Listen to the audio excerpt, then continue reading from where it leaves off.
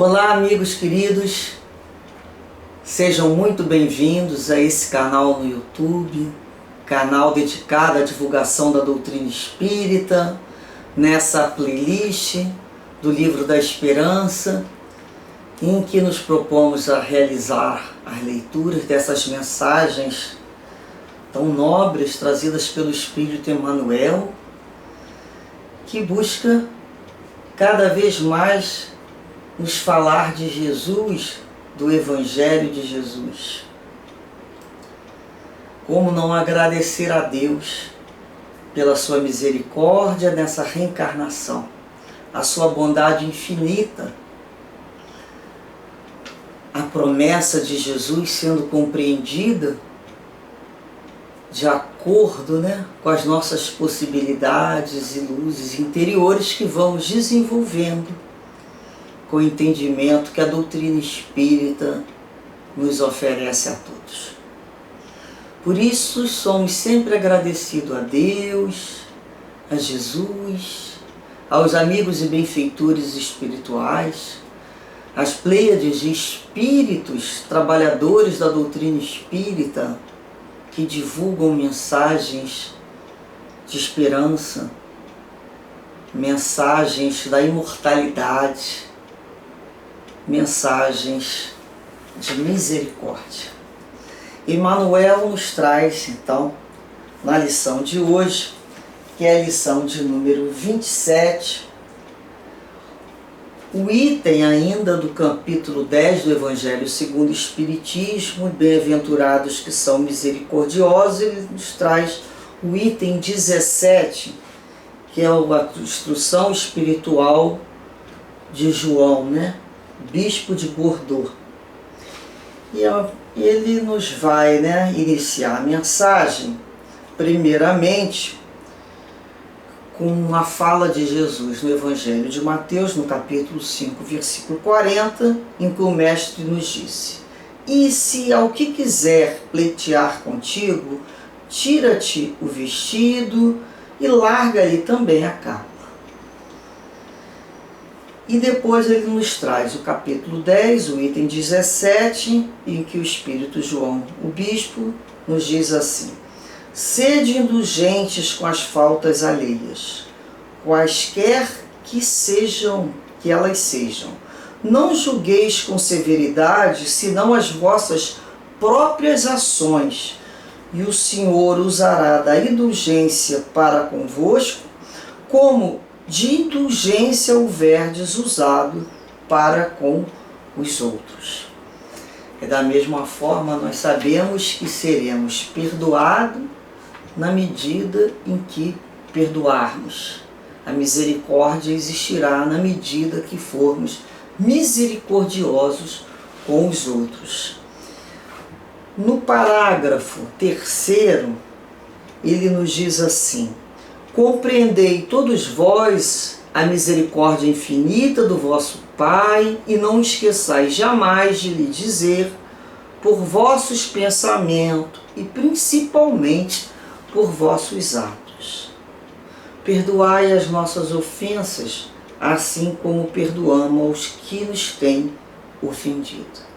É isso que falamos na nossa oração, que Jesus nos ensinou. Compreendei bem o valor dessas sublimes palavras, em que não só a letra é admirável, mas também o ensinamento em que elas contêm. "O que pedis ao Senhor quando implorais que Ele vos perdoe? Será somente o esquecimento das vossas ofensas? Esquecimento que vos deixa no nada, porquanto se Deus se limitasse a esquecer as vossas faltas, Ele não vos puniria, mas também não vos recompensaria." Bem, então nós começamos a perceber aqui, logo de início, para o pensamento da indulgência, O que é essa indulgência? Então ele já falou, indulgência é aquilo, é aquela forma de ver que buscamos não observar em demasia o defeito dos outros. E se precisamos, né, muitas vezes buscamos nem falar deles, estação terminal com a gente, mas se precisarmos falar, nós devemos ali utilizar de um breve momento somente o que aquilo dali pode sair como uma situação boa. Nós vamos lembrar que essa ideia de falarmos a verdade, né, e de falarmos muitas vezes sobre o erro, então ele fala aqui, ó, que nós devemos ser indulgentes com as faltas dos outros, amenizar, quaisquer que sejam, e com severidade as nossas ações. Então tem o julgamento com severidade e a indulgência. Então encontramos aqui o ponto contrário de o que nós estamos fazendo. Muitas vezes olhamos o defeito do outro com muita severidade e com uma alta complacência quando é nosso ou de alguém que a gente ama. Então nós somos muito complacentes. Ah, eu fiz isso, mas vou te explicar por quê. Você vai entender. Blá, blá, blá, blá, blá, blá, blá. Não é? Ou então, aquele meu amorzinho, aquele meu coraçãozinho fez isso, mas olha só, ele teve um motivo. E blá, blá, blá, blá, blá, blá, blá, blá. Já o outro, que a gente quer apontar o dedinho, a gente vai ser muito severo. A gente não vai deixar passar um fio. Reparemos que isso é um vício, sim, de comportamento. Muitas vezes, né, quando não somos educados ainda, moralmente, emocionalmente, paramos quando conhecemos alguém ou estamos próximo a alguém e o olhamos. A gente parece aquela máquina de scan, de ressonância, passando o outro de cima a baixo, de baixo para cima, de cima para... pegando os mínimos detalhes, principalmente ali recolhendo já os defeitos físicos, que são muitas vezes os mais claros. E aí a gente vai. Que sabor isso tem, hein? A gente vê como é que isso é um vício. Aí a gente vai conversar com alguém e fala assim, olha ali fulano, ó, já viu o cabelo? Já viu como é que se veste? Ih, já viu aquele nariz? Ih, olha como é. Aí vai. Vai fazendo um lixo, né? De tudo que a gente pode ali assinalar de defeito. De defeito. Ali não vai sobrar quase nada. Acabou a parte exterior, aí começa a parte interna da criatura. Olha só como... sabia que fez isso? Sabia que eu descobri, que alguém me contou, que me disse que prima da prima de fulano contou que fulano... E aquilo vai. Aquilo vai alimentando o quê? Esse rigor com o outro. O que isso está alimentando? Estava alimentando um orgulho pessoal de eu poder mostrar como que eu não ajo daquela maneira, que eu não tenho aquele defeito, que eu não tenho aquele não sei o quê. É isso? Será que eu ainda necessito desse desequilíbrio no meu modo de sentir? Será que eu já não tenho condições de me reeducar quando eu estiver observando o outro? Tem gente que até encara, não tem? Vocês não conhecem a pessoa que fica assim encarando a gente? Parece que está olhando lá dentro do meu olho. Está olhando o quê? Né? Está olhando o quê aqui dentro? Não é um pouco indiscreto? É a janela indiscreta, não é? A janela indiscreta, aquele filme? Às vezes a janela indiscreta é o olhar do outro e a boca do outro. Porque aquele olhar ali é indiscreto para depois falar indiscrição. Às vezes a gente está conversando com o outro um assunto tão importante. E ele está ali, hipnotizado, para descobrir os nossos defeitos, ou detalhes que não significam nada. A cor do brinco, a cor do óculos. O que isso traz de importância? Não é esse o objetivo? Isso é deseducação. Uma vez eu vi uma pessoa, né, olhando para uma outra com essa forma tão discreta, de cima, abaixo, como se o outro não reparasse, né? Porque nós temos um baita de um sensor, nós podemos estar conversando aqui, mas sabemos muito bem como é que está o olhar do outro aqui. Porque nós temos o quê? Antenas. Nós temos antena, então a gente vai fazer essa percepção. Então a pessoa estava ali olhando para o outro de cima a baixo, a gente quase fala secando, né? E a pessoa falou assim, por que você tanto me olha? Foi uma saia justa, né? Na frente de todo mundo. Mas às vezes,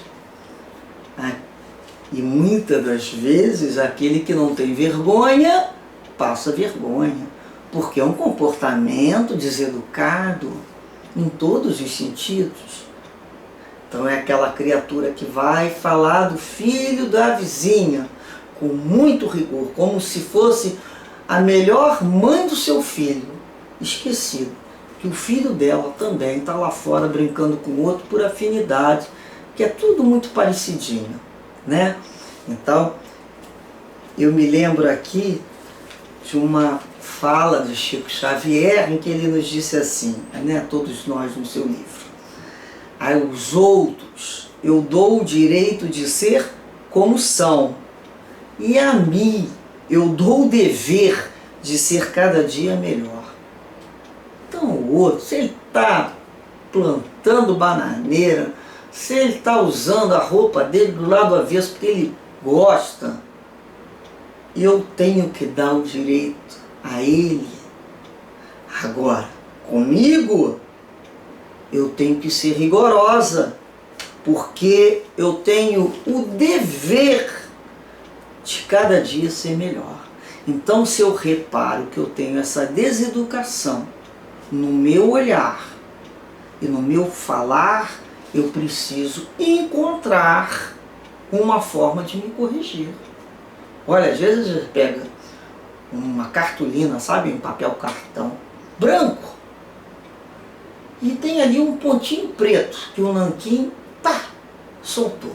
Em toda aquela cartolina branca, você pede para a pessoa, o que você vê aqui? A pessoa fala, eu vejo esse pontinho preto aqui, olha. É aquilo que ela vai ver. Ela vai buscar. Porque o olhar dela foi adestrado para isso. Foi adestrado por um processo de insegurança, de fraqueza moral, de ser uma criatura que ainda alimenta conversas maliciosas, fofocas. É natural. Ela gosta, ela se alimenta. Então, se eu me percebo com esse vício, o que eu tenho que fazer? Eu tenho que corrigir em mim. Eu tenho que começar a me modificar. Quem sou eu para julgar o outro? Alguém me chamou para ser julgadora de alguém?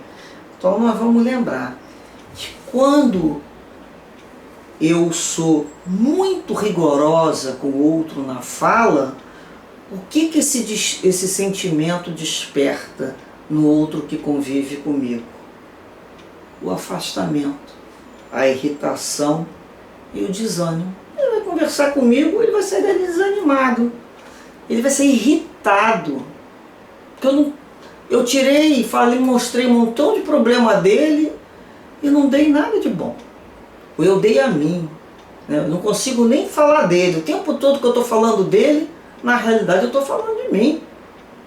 Mas eu vou te contar, eu passei por isso. Olha só como é que eu passei por isso. Eu estou entendendo o que você está falando, mas eu... Será que nós não estamos assim apaixonados pela nossa voz? Será que a gente já consegue ouvir o outro calado, quieto, sem interferir nem mentalmente? Que às vezes o outro está falando, mas eu de vez de estar prestando atenção no que o outro está falando, eu já estou aqui dentro na minha cacholinha buscando uma resposta muito boa, para ter um impacto.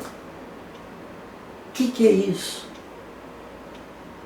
Então, a gente vai perceber o quanto a gente precisa trabalhar. E quando a gente tem um sentimento de indulgência com o outro, que ele se sente acolhido, o que esse sentimento faz? Ele atrai, ele acalma o outro, ele aquieta aquele coração que está tumultuado por aquela consciência culpada. Nós não vamos ter mais aquele olhar, né, de superioridade. Ouvir o outro. Ouvir. Nem aplaudir o erro, nem consentir. Ouvir. Naquele momento ele mesmo já está se observando. Ele só precisa, às vezes, colocar para fora naquele momento. E isso é uma qualidade. Saber ouvir. Sem, né, aquele rigor do olhar, aquela cabeça já limpador de para-brisa do carro. Então Emmanuel nos traz dizendo assim, olha. Primeiro, vamos antes de terminar, vamos continuar aqui uma situação que eu fiz uma pergunta aqui no meu estudo. Que benefício proporcionamos ao outro quando somos indulgentes? O que nós levamos de benefício? Que o outro, ele passa a se sentir acolhido, né? Merecedor do nosso carinho. O raciocínio dele vai ser clareado melhor, porque ele vai ter mais boa vontade. E ali a gente vai permitindo que ele mesmo renove a sua forma de pensar e de ser, né? Quando tivermos dúvida de como agir com o outro que se encontra no engano, vamos lembrar como é que Jesus agiu diante da mulher que estava ali pega no adultério, né? A gente vai primeiramente perguntar, e cadê o homem? Para existir a mulher adúltera tem que ter existido um homem, né? Cadê o homem? Então vamos ver como é que Jesus se colocou, né? É sempre importante relermos essa passagem do Cristo de grande luz e de grande consolo. E Emmanuel nos diz assim nessa mensagem: anseias pela vitória do bem e, contudo, acende a luz da indulgência para fazê-lo com segurança. Hein? A vitória do bem. Todos nós, espíritos imperfeitos, olha a humildade de Emmanuel, né? Todos nós, espíritos imperfeitos, ainda arraigados à evolução da Terra, reclamando concurso e compaixão um dos outros, mas nem sempre sabemos por nós mesmos quando surgimos necessitados de semelhantes recursos. Em muitas circunstâncias estamos cegos da reflexão, surdos do entendimento, paralíticos da sensibilidade e anestesiados na memória, sem perceber. O irmão de luta, da luta de ontem, mostra-se hoje em plena abastança material, delirando na ambição desenfreada. Certo, aspiras a vê-lo recambiado ao próprio equilíbrio, a fim de que o dinheiro lhe sirva de instrumento à felicidade. No entanto, para isso, não comeces por censurar-lhe o procedimento. Usa a indulgência e renova-lhe o modo de pensar e ser. Sem a censura, né? Com a indulgência. Se um amigo escalou a evidência pública, fazendo-se verdugo em nome da autoridade, né? Daquela prova que ele está vivendo, e queres garantir-lhe o reajuste para que o poder se lhe erija em caminho de paz, entretanto, não te deis a isso exibindo atitudes condenatórias. Usa a indulgência, clareando-lhe o raciocínio. Então, aqui, olha, clareando o raciocínio é aquilo que o outro vai sentir quando ele é beneficiado, né, com a indulgência. Depois ele vai falar aqui do jovem que, a pretexto da mocidade, né, caiu lá na ilusão. E é natural que a gente queira reintegrar-lhe, né, ao desenvolvimento das próprias faculdades. Todavia, por ajudá-la, não lhe reproves os sonhos da mocidade, da juventude, né? Usa a indulgência e ampara-lhe a meninice. O companheiro em provas amargas escorregou no desânimo e tombou em desespero. Claro que há nelas para ele o retorno à tranquilidade. Natural.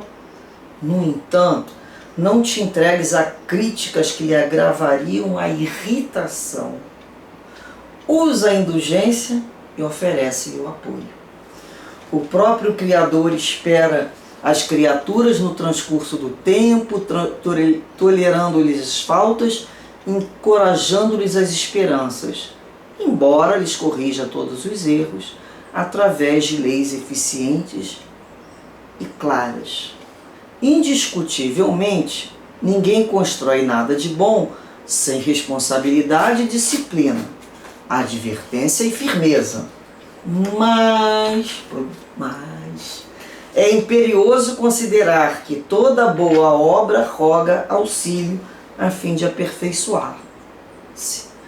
Pensa no bem e faz o bem. Contudo, é preciso recordar que o bem exigido por força da violência gera males inúmeros em torno e desaparece da área luminosa do bem para converter-se no mal maior. Então a gente vai começar a lembrar que Deus nos aguarda sempre. Deus nunca desistiu de nós. Não usa de violência. Então, quando nós vamos lembrar que o outro ainda está fazendo isso, eu olho para mim e falo, mas eu imagino o que meu benfeitor espiritual deve pensar todo dia. Não, ele ainda está fazendo isso. Até hoje Jesus nos aguarda. Quem sou eu para querer que o outro dê um salto de evolução assim, sem base, sem errar, sem cair, como eu peço o direito de errar e cair? Como a gente ensina uma criança? A gente não busca conversar ali, utilizar da psicologia infantil para fazer com que ela entenda? A gente não utiliza ali objetos mais concretos? A gente não clareia ali o raciocínio dela para que ela faça essa percepção? Da mesma maneira, precisamos fazer isso com os outros. Nós colocamos aqui Paulo, segundo, né, na carta de Coríntios, a segunda, capítulo 13, versículo 10, ele diz assim: segundo o poder que o Senhor me deu para edificação e não para destruição. O poder, né, de ajudar, de ensinar o outro, é para edificar ou para destruir? Essa luz é para clarear ou para ofuscar? Para fazer com que o outro fuja? E utilizando esse pensamento de Paulo, Emmanuel, no livro Vinha de Luz, que possuímos aqui numa playlist, na mensagem 76, ele utiliza esse pensamento e nos diz assim: não estamos na obra do mundo para aniquilar o que é imperfeito, mas para completar o que se encontra inacabado. Então nós não fomos chamados na obra do mundo para destruir o que não funciona. Nós somos rápidos, né, para observar o que está imperfeito. Não foi para isso que nós fomos chamados. Nós fomos chamados para completar e edificar aquela obra que ainda se encontra inacabada. Nós ainda não estamos prontos. Somos um esboço imperfeito ainda do que viremos a ser um dia. que Jesus ampare a todos nós, ampare o nosso coração, o nosso olhar, a nossa fala, as nossas percepções, para que nos ajude a reeducar dentro dos moldes que Jesus nos ensinou, com muita indulgência e com muita misericórdia. Muita paz aos nossos corações, muita paz. Graças a Deus.